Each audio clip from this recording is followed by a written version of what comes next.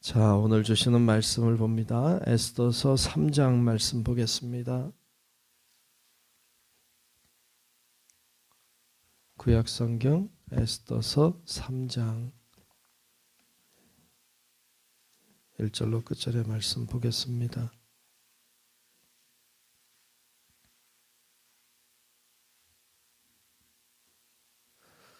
구약성경 752쪽 정도 됩니다. 752쪽 정도 됩니다. 욥기 앞에 있습니다. 네. 에스더서 3장 1절로 끝절의 말씀 다 찾으신 줄로 알고 에스더서 3장 말씀 교독하며 말씀 보겠습니다. 그 후에 아하수에로 왕이 아각 사람 함무다다의 아들 하만의 지위를 높이 올려 함께 있는 모든 대신 위에 두니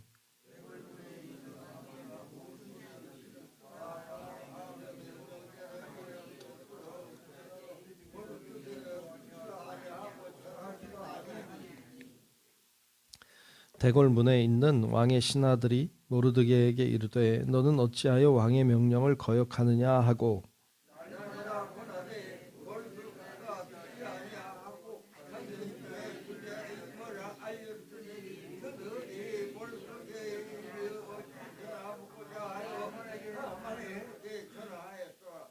하만이 모르드게가 무릎을 꿇지도 아니하고 절하지도 아니함을 보고 매우 노하더니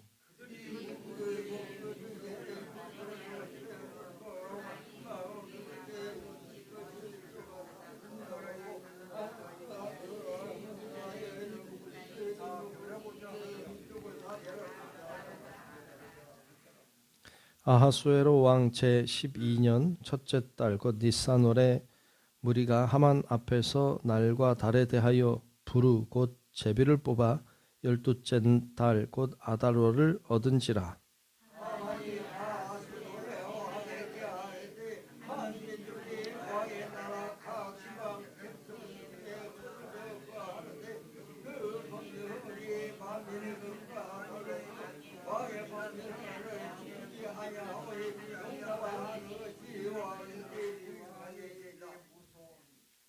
왕이 옳게 여기시거든 조서를 내려 그들을 진멸하소서. 내가 은 1만 달란트를 왕의 일을 맡은 자의 손에 맡겨 왕의 금고에 드리리이다 하니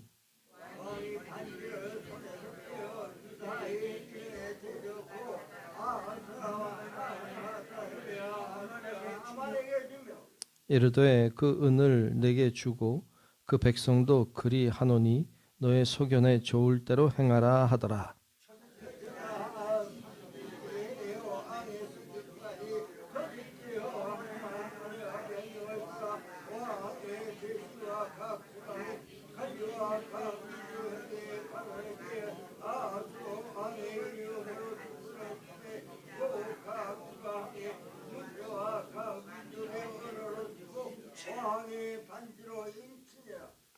이에 그 조서를 역졸에게 맡겨 왕의 각 지방에 보내니 12째 달 곧 아달월 13일 하루 동안에 모든 유다인을 젊은이 늙은이 어린이 여인들을 막론하고 죽이고 도륙하고 진멸하고 또 그 재산을 탈취하라 하였고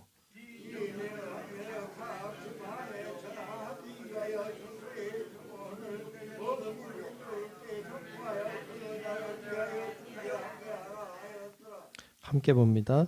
역졸이 왕의 명령을 받들어 급히 나가매 그 조서가 도성 수산에도 반포되니 왕은 하만과 함께 앉아 마시되 수산성은 어지럽더라. 아멘.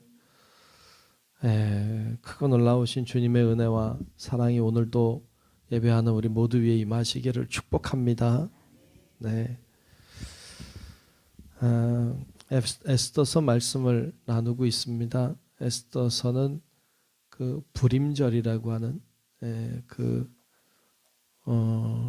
절기가 왜 생겼는지에 대한 말씀을 하고 있습니다. 불임절이라고 하는 건 그 불임이라고 하는 말이 제비 뽑다 할 때 제비라는 말이에요. 그러니까 그 제비를 뽑아 날짜를 정한 그것을 이제 그대로 따와서 이제 불임절이라고 우리말로 하면 어떻게 보면 제비절이죠. 그렇게 이름을 정했는데 그 날이 왜 생겼느냐라는 거죠. 그 날이 되면 정통 유대인들은 지금도 그 불임절을 지킨다고 합니다. 그 에스더서를 읽으면서 소란스럽게 하면서 발을 구르면서 그렇게 하만을 모욕하는 행위와 함께 이 에스더서를 읽는다고 하죠. 자, 이제 그 오늘 말씀에 보면 하만이라는 사람이 등장을 하는데 그를 소개할 때 아각 사람 함무다다의 아들 하만이라고 했어요. 이 아각 사람이라고 함은 아마도 그 아말렉 사람이었을 가능성이 큽니다. 그러니까 그 아말렉이라고 하는 민족은 그 하나님이 그 사울 왕에게 명해서 모두를 다 진멸하라고 말씀했던, 그러나 다 진멸하지 않았던, 순종하지 않았던 그 민족이죠. 그러니까 그 아말렉 사람일 가능성이 꽤 높아 보여요. 그래서 2절에 보면 그 이렇게 이제 모르드게가 하고 있는데 2절을 한번 보죠. 대궐문에 있는 왕의 모든 신하들이 다 왕의 명령대로 하만에게 꿇어 절하되 모르드게는 꿇지도 아니하고 절하지도 아니하니 그랬어요. 왜 그랬을까요? 모르드게는 왜 꿇지 않고 절하지 않았을까요? 어찌 보면 신앙적인 이유일 수도 있겠다 이런 생각은 듭니다. 하나님께만 무릎을 꿇고 하나님께만 절하는 것이 유대인들이죠.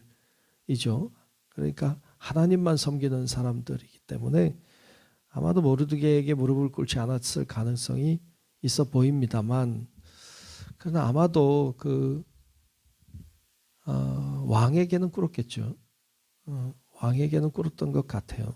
그런데 이 하만에게는 꿇지 않으니까 하만이 분노했던 것 같습니다. 그러니까 왜 하만에게 꿇지 않았을까에 대해서 논란이 사실 많지만 어찌 보면 신앙적인 이유일 수도 있겠고, 또 하나의 이유는 아말렉 사람이었기 때문일 가능성도 꽤 큽니다.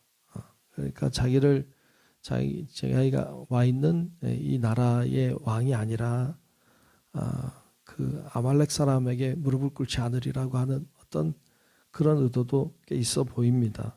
그래서 꿇지 않았어요. 꿇지 않았더니 분노하죠. 자신이 유대인이기 때문에 꿇지 않았음을 이야기했음에도 불구하고 하만이 분노하죠.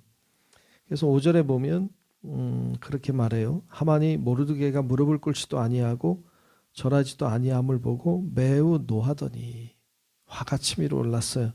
그래서 6절에 보면 그들이 모르드게의 민족을 하만에게 알림으로, 그쵸, 유대인이라는 것을 알렸죠. 그렇기 때문에 하만이 모르드게만 죽이는 것이 부족하다고 생각하고 아하수에로의 온 나라에 있는 유다인 곧 모르드게의 민족을 다 멸하고자 하더라 그랬어요. 무서운 사람이죠. 네. 그 모르드게가 싫으면, 미우면 모르드게만 멸하면 되죠. 근데 그게 아니라 그가 속해 있는 민족 자체를 멸하겠다. 야, 이건 좀 무서운 이야기입니다.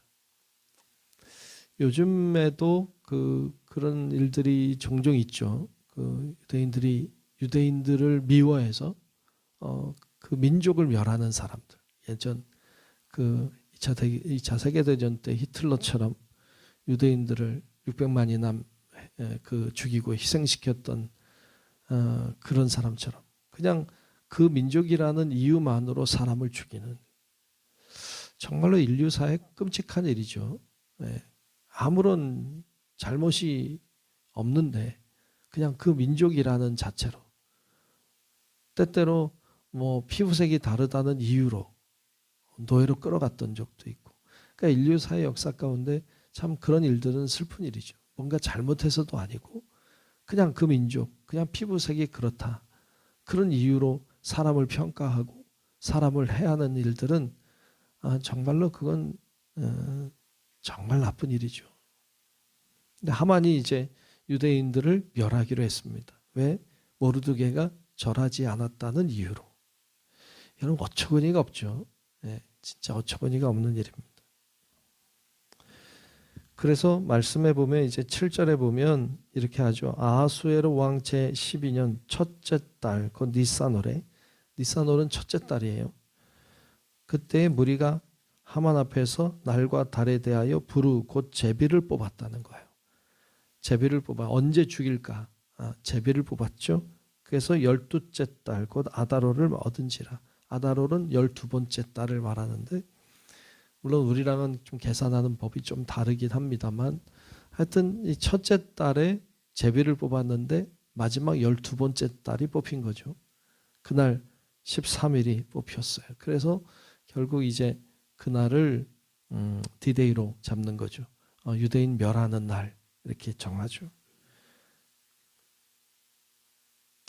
자, 그래서 좀 내려가 13절에 보면 이런 말을 하고 있습니다. 13절에 보면 이에 그 조서를 역졸에게 맡겨 왕의 각 지방에 보내니 보내서 12째 달 곧 아달월 13일 하루 동안에 모든 유다인을 젊은이 늙은이 어린이 여인들을 막론하고 죽이고 도륙하고 진멸하고 또 그 재산을 탈취하라 하였고 그래서 그날 이제 다 진멸하고 멸하자 이렇게 결정을 한 거죠.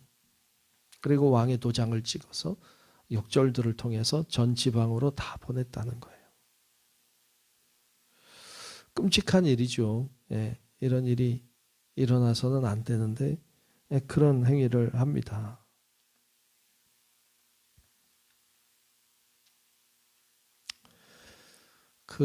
이제 오늘 말씀을 통해서 우리가 발견해야 되는 것은 모르드게의 그 고든 신앙이죠. 그러니까 신실하게, 진실하게, 그리고 하나님의 말씀을 따라 그의 뜻을 꺾지 않고 하나님만을 섬겼던 모르드게에게 또 그 민족에게 큰 어려움이 찾아왔습니다. 여러분 신실하게 산다고 해서 고난이 찾아오지 않는 건 아닙니다. 신실하게 살아도 고난은 찾아오고 하나님의 말씀대로 살아도 어려움이 찾아오기도 합니다. 욥의 사건을 통해서 우리는 그것을 배우죠. 욥이 특별히 잘못한 것이 없지만 큰 고난이 찾아왔어요. 그런 것처럼 하나님 앞에 신실하게 살아도 고난이 찾아오고 어려움이 찾아옵니다. 그러면 고난이 찾아오고 어려움이 찾아오면 신실하게 살던 신앙을 그만두어야 됩니까? 그렇지 않습니다. 모르드게는 하나님을 신앙하는 믿음으로 올곧게 살았는데 하만을 통하여서 어려움이 찾아왔습니다. 사탄이 역사하는 방법들을 보여주죠. 그럼에도 불구하고 모르드게는 자신이 행하던 일들을 멈추지 않습니다. 마치 그 다니엘의 세 친구들이 금신상에게 절하지 않는 것처럼 모르드게도 그에게 굴복하지 않고 그의 신앙의 길을 갑니다. 어려움이 찾아왔습니다. 그러나 뜻을 굽히지 않습니다. 여러분 신앙이라고 하는 것은 그냥 취미생활이 아닙니다.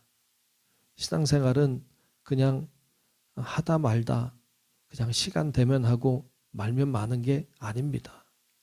신앙생활은 생명의 문제입니다. 영생의 문제입니다. 그래서 신앙생활을 할 때 그냥 대충 이렇게 하는 게 아니라 신앙생활은 생명을 걸고 하는 겁니다. 그래서 이 모르드게는 자신의 뜻을 굽히지 아니하고 그렇게 신앙의 길을 어려운 가운데도 나아갔던 것을 보여줍니다. 우리도 신앙의 삶을 이렇게 올곧게 해야 합니다. 진실하게 해야 합니다. 하나님 앞에 정직하고 신실하게 해야 합니다. 고집을 피우라는 말이 아니라 말씀대로 살아야 한다는 것입니다. 그런 자에게 어려움도 찾아옵니다. 사탄의 역사도 있습니다. 하지만 굴하지 아니하고 나아갈 때 승리하는 것을 우리에게 보여줍니다. 여러분 믿음으로 사는 자는 고난도 찾아오고 어려움도 있을 수 있지만 결국에 승리한다. 최후의 승리자가 진정한 승리자다라는 것을 기억하고 여러분 어떤 상황에도 신앙으로 살아가고 타협하지 아니하고 주의 말씀대로 살아 여러분 신앙의 승리자들이 다 되시기를 주님의 이름으로 축원합니다. 기도하겠습니다. 하나님 아버지 참 감사합니다. 오늘 에스더서를 통하여서 믿음의 신앙의 길을 올곧게 걸어갔던 모르드게의 모습과 악한 사탄의 역사함으로 이용당하는 하만의 모습을 보았습니다. 하나님, 저희들도 신앙생활을 하고 있는데 저희들의 신앙의 삶이 올곧게 하시고 신실하게 하시고 정직하게 하셔서 우리 신앙을 통하여 하나님께 영광을 돌리고 우리가 생명의 길 갈 수 있도록 은혜를 허락하여 주시옵소서. 주님을 바라보고 살아가게 하시고 주님만 의지하게 하여 주시고 하나님만이 주시는 은혜와 평강이 있어서 우리 안에 더 큰 감사가 넘치도록 하나님 은혜를 더하여 주옵소서.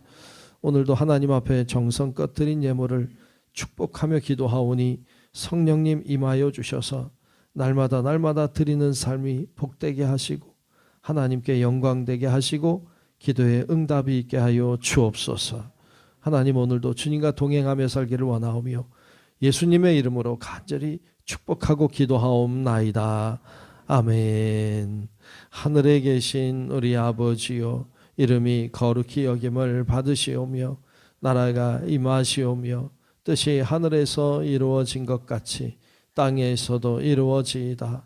오늘 우리에게 일용할 양식을 주시옵고 우리가 우리에게 죄 지은 자를 사하여 준 것 같이 우리 죄를 사하여 주시옵고 우리를 시험에 들게 하지 마시옵고 다만 악에서 구하시옵소서. 나라와 권세와 영광이 아버지께 영원히 싸움나이다. 아멘.